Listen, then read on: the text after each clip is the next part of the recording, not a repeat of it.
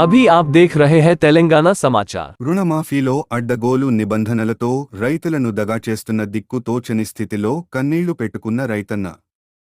మహబూబ్నగర్ జిల్లా కోయిలకొండ మండలం చంద్రాస్పల్లి గ్రామానికి చెందిన వడ్డే మల్కమ్మ, వడ్డే చంద్రయ్య దంపతులు తమ లోన్ రూపాయలు 70,000 రుణమాఫీ కాలేదని బ్యాంక్ దగ్గరికి వెళ్లారు. వారి ఖాతా చెక్ చేసిన అధికారులు రుణమాఫీకి అర్హులు కారని చెప్పారు.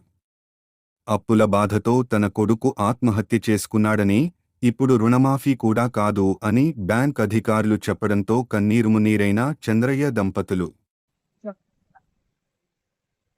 ఏం పేరు కొడుకు పేరు?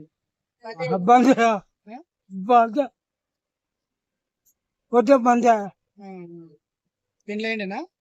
పెళ్ళైంది పిల్లలు పాప వచ్చింది. పాపకు గడ్డలై నెత్తిన చెడి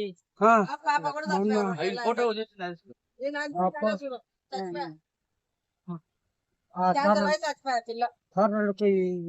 కాయకొని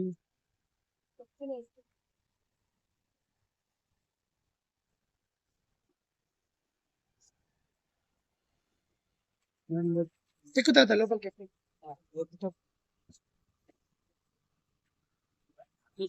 నీ పేరు మీద 30 ఎన్ని వేలు తీసుకున్నావు? 30,000 పాప 40,000 మొత్తం 70,000. 70,000. నీ భర్త పేరు మీద?